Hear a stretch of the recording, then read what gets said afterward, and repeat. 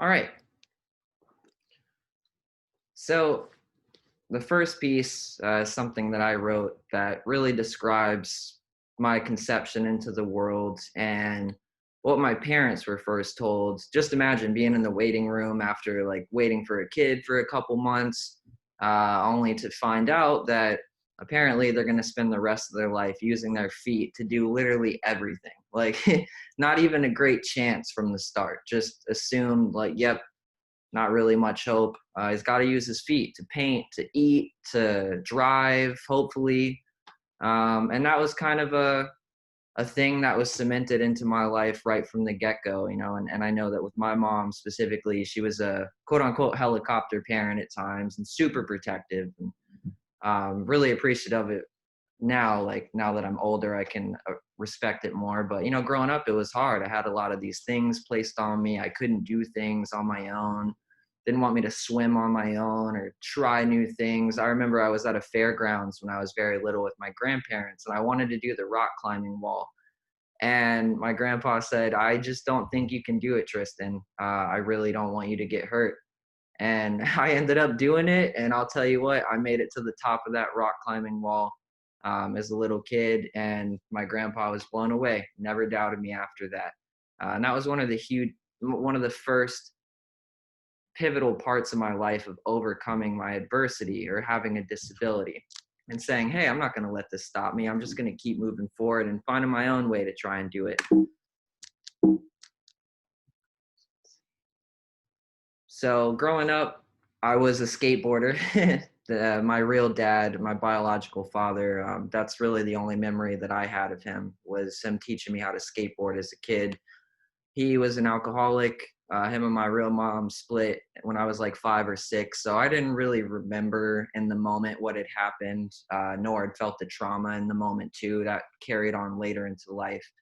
But one of those things, an iconic picture I have that defines me as a kid, just young and free spirited and full of adventure. And with skateboarding, that was one of my favorite hobbies, pastimes growing up, because it allowed me to not have to use my arms as much or hands, and show people all these cool tricks that I could do, and the feeling you get when you're just coasting along on concrete or ramps. That was really good for me. And for those that don't know, so I do have a physical disability. I don't really broadcast it as much as I probably should, but I just wanted to give a snapshot into what it actually is, and how many people it actually affects, because it's more common than you might believe. So what I have is called arthrogryposis, or AMC for short. So arthrogryposis, also called arthrogryposis multiplex congenita, involves a variety of non-progressive conditions that are characterized by multiple joint contractures, stiffness, and involves muscle weakness found throughout the body at birth. While there is no single cause for arthrogryposis, one known factor is fetal akinesia, which is the decreased fetal movement in utero. During the early growth phase, joint development is almost always normal. Motion and movement is essential for joint development and tissue structures. When there is a lack of fetal movement, this can cause extra connective tissue to develop, causing a stiff, immobile joint. The longer the immobility, the worse the contracture. So yeah, when I was little, I actually had splints on my wrists, arms, and elbows too. That kind of helped me get more mobility and range of motion along the way. There's a lot of success stories of patients with AMC, however. Marty Sheedy, an activist and motivational speaker with AMC. Lee Pearson, British, which is awesome, 11-time gold medal winner at the Paralympic Games. Mike Bedlam, a competitive fighting game player. Sonny Taylor, an American painter and activist. Nicholas Taylor Ann, American 3-time Paralympic champion in quadriplegic tennis. Luca Lazy Legs Patulli, a Canadian b-boy dancer on numerous television shows, and he actually had a cameo in a movie called Kicking It Old School. He was one of the dancers in the competition, so that was pretty cool to find out. And then Prudence Mabina, lead singer for the band Liana.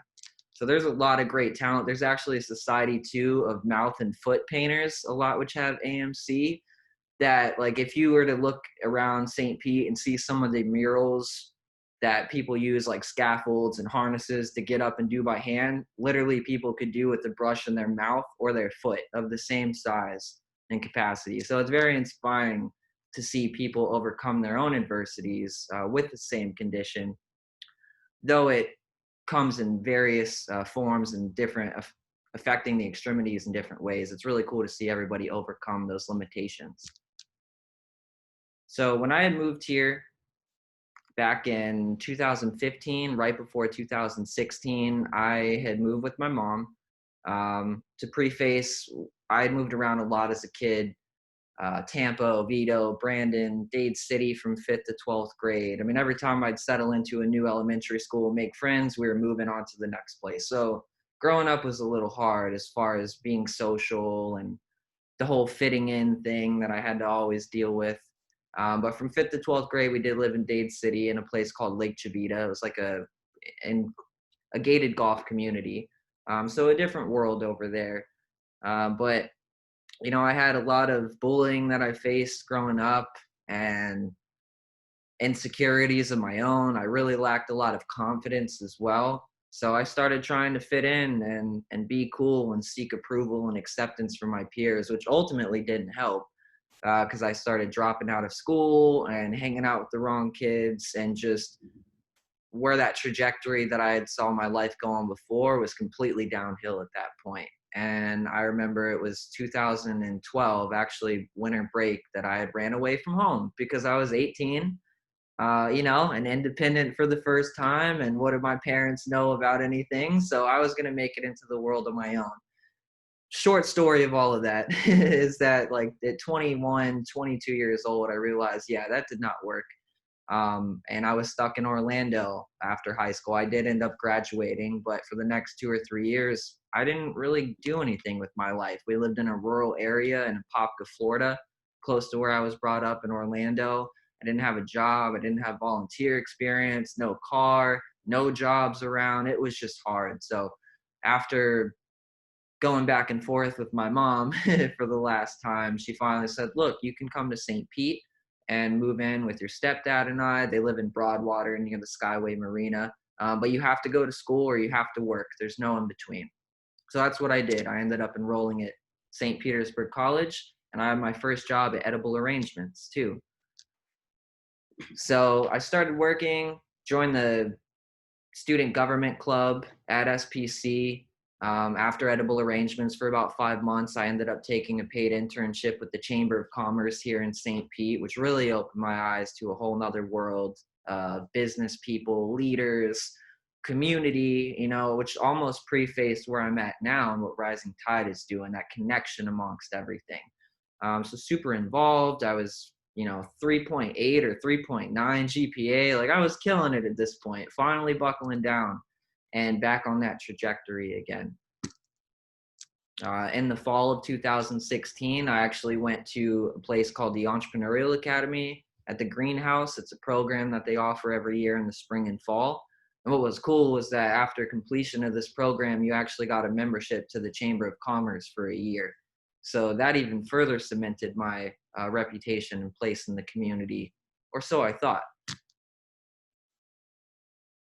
At the end of 2016, and I'm not really sure exactly why, but I was hospitalized with a bowel blockage where they had to rip out a foot of my intestines, actually. I mean, my stomach was like 2 feet out, just filled with bile. It was not good. I was on a morphine drip for 30 days at St. Anthony's, a PCA pump, just strapped to the bed. And after months, it just kept happening of relapse and relapse. And, I lost my job. I lost pretty much everything. And when I got out of that recovery, I started off okay, and my parents were trying to help me. And I relapsed again. I ended up hanging out with the wrong crowd. And I think being hospitalized for so long on all those medications, it really did something to me at the time, which I couldn't see. But needless to say, it just really threw my life off into a whole chaotic direction from that. And I found this picture: loading new exciting life. Please stand by.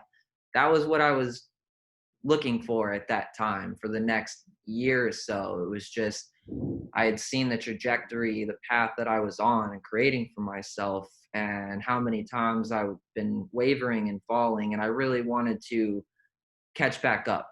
and continue on that good path and continue on that path that other people saw for me, whether I saw it for myself or not. I ended up going back into SPC. I actually got nominated for one of the most improved students to return by a professor of mine. So that was really great. And things started to feel normal again, like totally normal, like getting good grades again. I got a job, got my own place for a while, and that was awesome.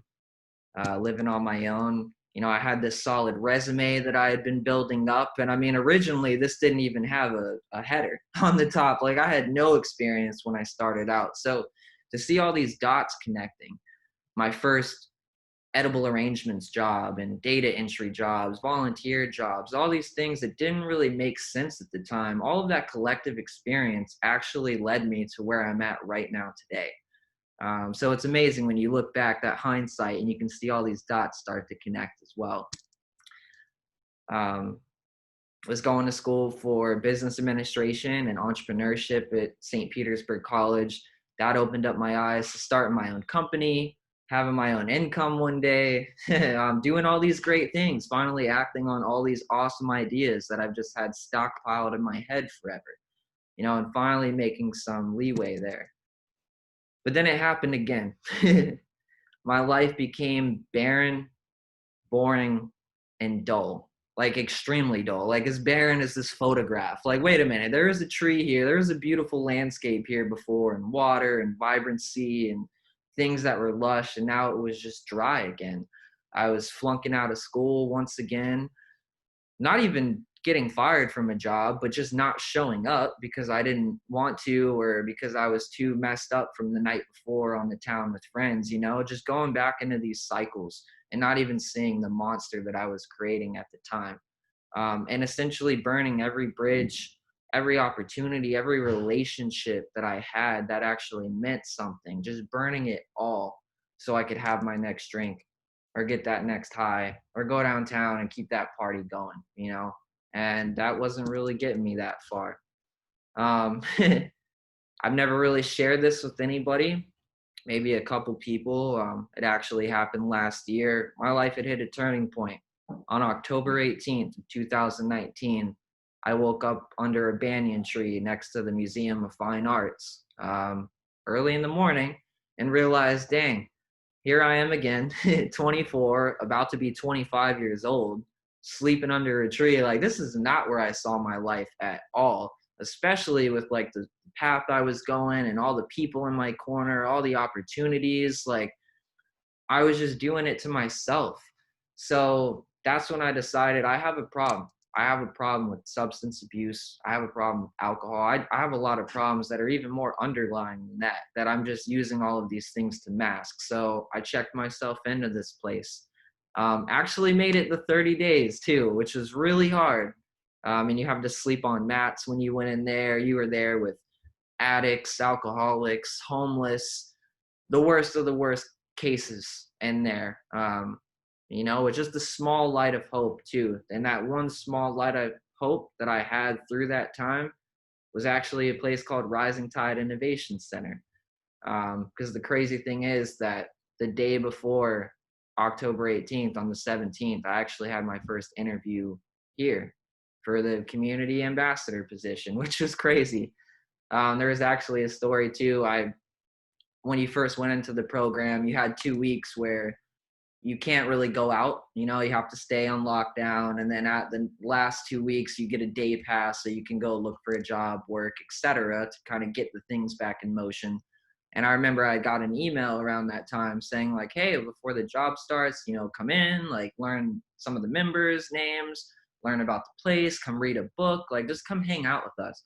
And there was a couple days aside from volunteering downtown where I would come here and I would talk with Brooke, if anyone remembers her. She used to work here, and some of the members, and write in my journal. And then I'd have to go back and that door would have to lock and I'd have to get pat down and searched and I'd have to go to bed again thinking, wow, I wonder if I'll ever see that light, you know, because I don't want to go back to this place and I certainly don't want to be here more than I have to.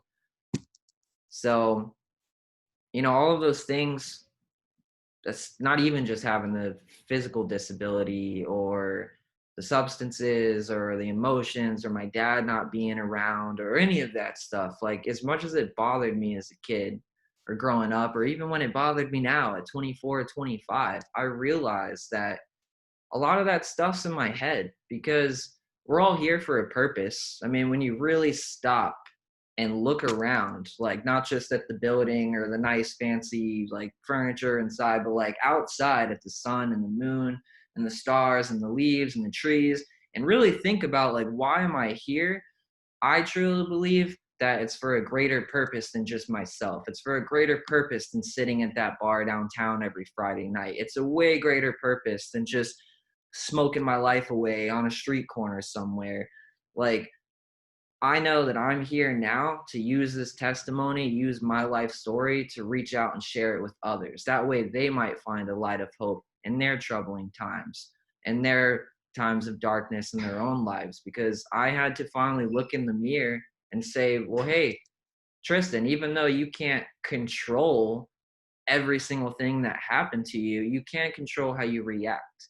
And you can control how you move forward in life as well. So you can beat yourself up about it and be depressed and think, woe is me. Or you can wake up every day with a smile and say, you know what? I'm going to make something of myself today. I'm going to change somebody else's life today and make somebody else smile, make somebody else see that light of hope and make them feel happy or special. Because for me, that's the fire that keeps me going. And that's evident in music. I have been a songwriter for a couple years now. Actually, just got to start my own LLC at the beginning of this year, which I wrote about in that journal when I was in that program. And I made those things happen. Um, Actually, have some good projects coming up. Uh-oh.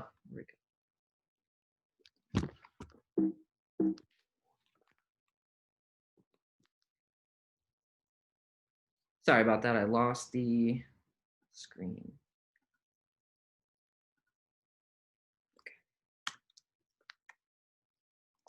So my next one is, or my first one is called Isolating Pipe Rain. This came out last year on April 4th on all platforms. And there's 3 songs on it, and I could share the link with any of you if you're ever interested. But it has to do with a lot of those things that I went through. And then another one coming up, I wasn't going to share this, but this is a project that I'm working on now. And this picture, actually, when I saw it, it symbolized me sitting under that banyan tree. And it's called Empathizing with Apathy. And it's about how I'm coming to terms with all of these things and ready for the next step in life, ready to move forward and use that testimony to share with the world.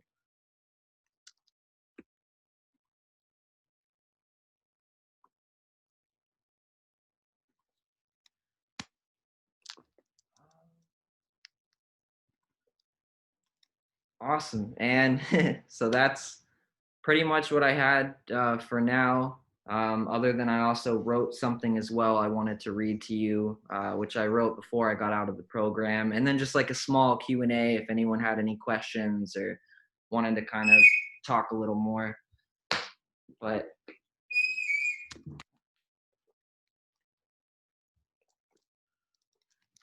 and yeah, when I wrote this, it was around the time a story that, so when I was here, I got invited before I started the job. I got invited to a elevator pitch competition at the not the greenhouse, the USF Kate Tiedemann College of Business downtown. And Brooke Beeler had invited me too. And it was just like very impromptu. I think somebody else had canceled. So I went. I was like not wearing dress professional attire, really, maybe a nice shirt, like super not confident, but I still went, had an awesome time, got to hear about like lunch pool and kids saving oceans and all these great innovators and entrepreneurs in the city. And I remember that right before we got out, it just started pouring rain, like pouring. And I hadn't seen Brooke since I had interviewed that first time. It was literally like the second time or so. And she had asked, hey, do you want me to give you a ride home? And I was like, nah, it's okay. I can walk home. It's the rain. It's just more torrential and coming down on us. She's like, no, I'm taking you home. Get in the car. So we start going. Keep in mind, I never told her where I was at. I never told anybody where I was at all. And there was this thing inside of me that habitual thing that wanted to just lie in that moment. Hey, yeah, drop me off over here at a friend's house. But no, something just, it felt like a hand on my shoulder that just said, Tristan, for once and for all, like, just tell the truth. Just be honest, because that will set you free more than anything else. And I remember looking at her and saying, I'm going to be honest, Brooke. I'm staying at a place called Turning Point right now. I realized recently that, this was going on in my life and I needed to do something about it. And I needed a new direction, a new change. And I'll tell you what, that was the most liberating thing that I've ever done. And she was so supportive and welcoming to that. And I truly believe that if I had lied and not told the truth, it just would have went a whole nother direction. I probably wouldn't be here right now. So I wanted to at least share that with you, because that was a huge pivotal moment for me as well. But I was given this journal that I have when I was in Turning Point. And the weekend before I was let out, I actually went to Cassis Bakery, which have some of the best croissants and fresh squeezed orange juice, by the way. A really cool place to go and write and reflect by the water. But I wrote this, and I wanted to share with you. And this I've never shared with anybody else. So this will be something unique and for the first time. And this is written on November 10th, 2019. My name is Tristan Elijah. I am a recovering drug addict. I'm a singer-songwriter living in St. Pete, Florida, a kid with a physical disability called AMC. I'm a high school dropout who managed to still graduate, only to become a college dropout due to drugs, alcohol, and other addictions. I studied business administration and entrepreneurship in hope of starting my own company one day, the Centra Music Group, LLC. My plan is to publish my own music until I learn the business well enough to create a nonprofit called the Centra that helps other artists in the community. This will happen. Someone told me recently that I can use my music to do one of two things. One, glorify God and things that are good, or two, glorify evil, things that are bad. I feel the same can be said for my body, which is my temple, as well as my business I seek to create. About 3 weeks ago, I woke up the morning of October 18th, 2019, sleeping against a banyan tree, and realized I had to change my life. For someone who has been blessed with an abundance of opportunities, drugs, alcohol, pain, guilt, insecurities, all kept getting in the way. In the fog of my addiction, I failed to see the monster that I had become. I used, manipulated, lied, and ran away from reality way too many times. I dug myself an early grave. I let people down that cared about me. I felt so ashamed that I vanished, to a point that family and friends didn't know if I was dead or alive. I was so disgusted with the monster I had become that I hid in my room and in the back of bars, camouflaged in cigarette smoke, numbing all of that pain that I felt. In the fog of my addiction, I abandoned God, and I wanted my life to end. I wanted so badly to press rewind, and I broke down in tears when I finally saw the monsters that I had created. But on that morning of October 18th, 2019, waking up under the banyan tree, I did something miraculous. I admitted for the first time in my life that I had a substance abuse problem, and I sought help. My life had reached a turning point. I couldn't go back to the beginning of my life, but I could create a better ending. I can create a better future. And my mom didn't like it as much. I don't think any person wants to see their kid getting a tattoo. Not everybody knows I had it, but I had something really small that was a reminder of that my life doesn't have to end. And it's this semicolon right here. And usually in a sentence or in a book, an author does that when a sentence should have stopped, but instead it chose to keep going. And that's my reminder that my life doesn't have to end unless how I want it to, that I'm still full of life and I'm still fully capable to keep going forward and overcoming these adversities. Thank you, everybody. That's what I got so far. Thank you, Tristan. That was awesome. Yeah, thank you for sharing. Definitely. So yeah, like if anyone has questions or small Q&A, I don't want to keep you guys too long, but more than willing to talk. Hey, I see Michael in here too, and Luis, Ryan. Hey, That's right. Tristan, I'm so humbled by you sharing your personal story with us. And I want to thank you for that because I just think you're such an amazing person. And to go through that, what you've been through and then back again is really, really impressive. So thank you. And I know you'll do great things. Hey, you're welcome. And I went through it so you don't have to. Well, we all have our stuff, that's for sure, but I never woke up under a tree, or at least not that I remember. Yeah, it's not the worst, but not the best. Not at 24.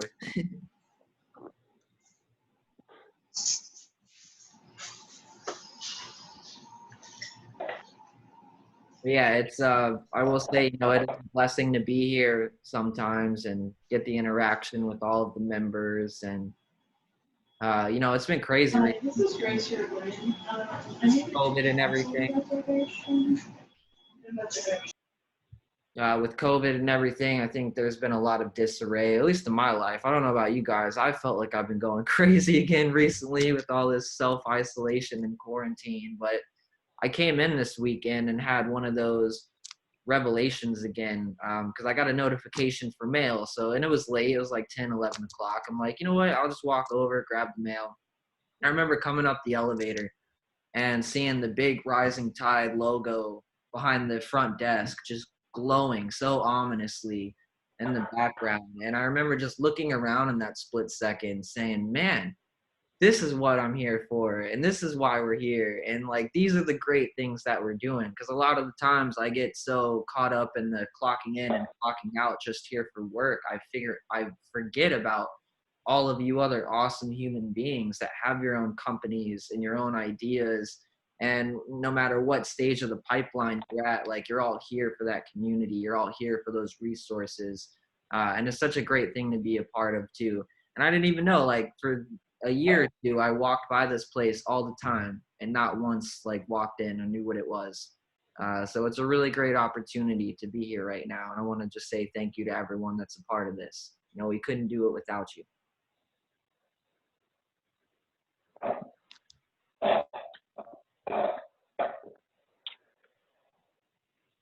Well, thanks, Tristan, for sharing all of that. This is Mike. I got to spend a month of COVID with Tristan, and it was I just kind of wandered in off the street. I just needed a place to set up shop, and I got to see Tristan every day, and it was a really wonderful experience for me. And I just would say thank you, Tristan, also for always being around to shoot the breeze. Watching me draw shelves all day long. Time, Michael. Still want to see you back when you visit again. Yeah, we're working on it. We are working on it.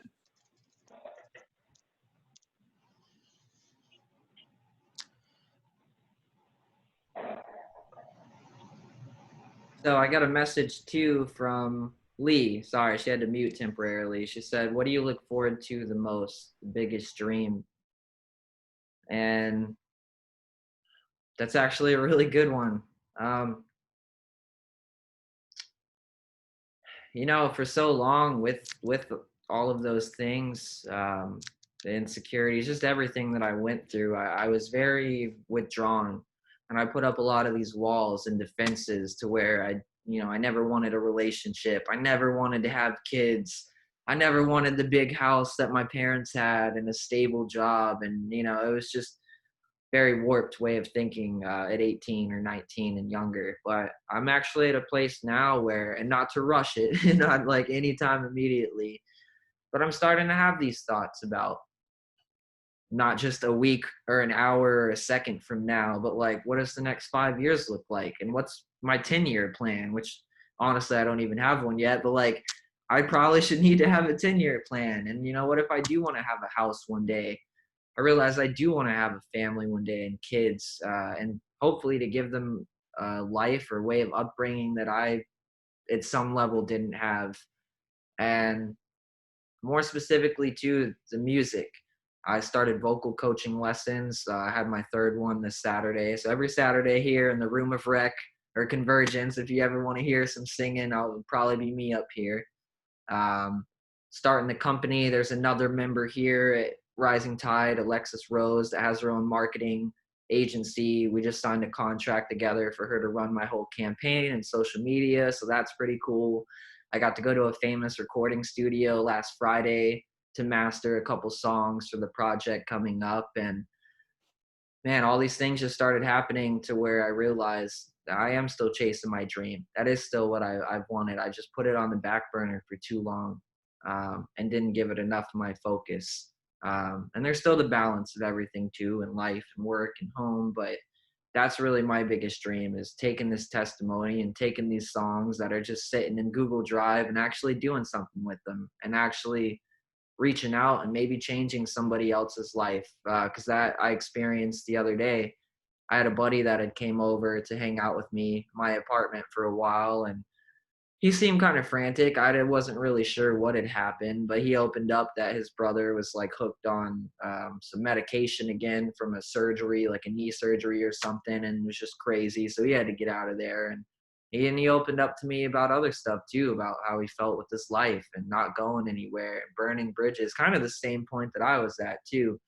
And I remember just putting on some music in the background, and I played one of my songs, and he literally just started breaking down in tears and said, I completely can relate to this, like 100%. Like, it would be a disservice for you not to share this with people. So that's really one of the biggest components to the dream, is like getting it out there and really connecting with more people on a genuine human scale.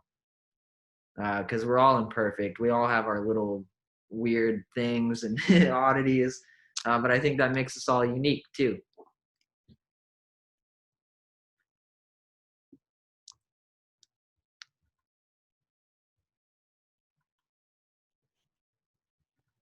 Thank you. I don't know, Grace just walked out for a second, so I may have a minute before she starts talking again.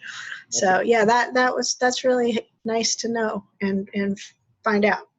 So thank you very much for sharing. Yeah, you're welcome. And well, yeah, does anyone have any more questions? Or I'd love to hear your music if you would like to share your link. okay. Well, yeah, that was part of my plan too. I was going to share my social and then links with you. And I have a landing page, so you can pick your own, if it's YouTube or Spotify, whatever works for you. But I can do that. I'll Okay. make sure, because I have Luis, Michael, Lee, and Brian. So yes, I'll make sure you all get the links. Cool. Thanks so much, Tristan. So Michael, how is being back up north? It's well, it's 50 degrees today, sunny, but it's not 80 and sunny, so it's different. I kind of got used to that weather down there.